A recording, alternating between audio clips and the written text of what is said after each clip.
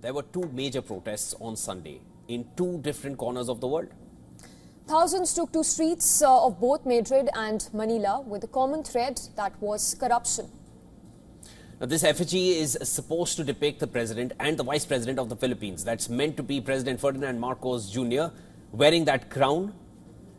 And then beneath him is a depiction of Vice President Sara Duterte with a bag of money near her face. Listen to this.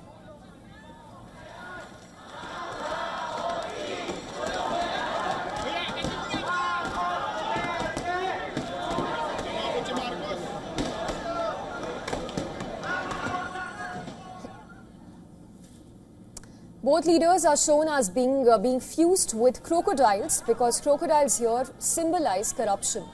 The demonstrations proceeded to tear the effigies apart with hammers and even sickles.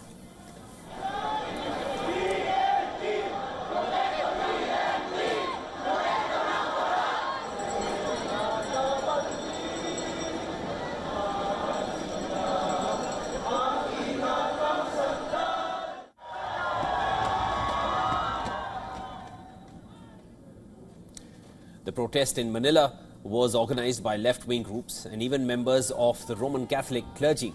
They were marching against the so-called ghost flood control project scam. In the month of July, President Marcos himself had raised alarms over irregularities in flood control projects. Reports say that almost 10,000 flood control projects are being investigated. They collectively cost about $9 billion. In fact, since the investigations began, allegations have been cast against key Marcos allies. And that even the president himself, lawmakers are said to have received millions in kickbacks from flood projects, or in some cases they budgeted for multi-million-dollar projects that didn't really even exist, and thus came the name ghost projects. Repeated floods in the Philippines this year led to the loss of hundreds of lives. That's right, Shrivan. This has even led to widespread anger in the country that you just saw pouring out. Take a look.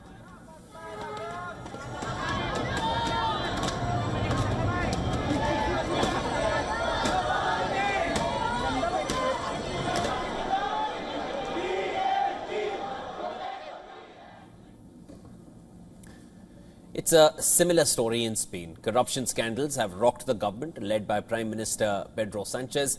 Between 40,000 to 80,000 people took to the streets of Madrid on Sunday to demonstrate against the Sanchez government. They waved the Spanish flag and demanded that Sanchez be ousted.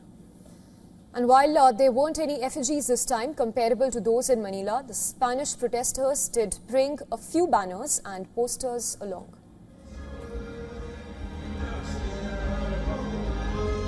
De una forma muy especial a todos aquellos que han venido de Madrid.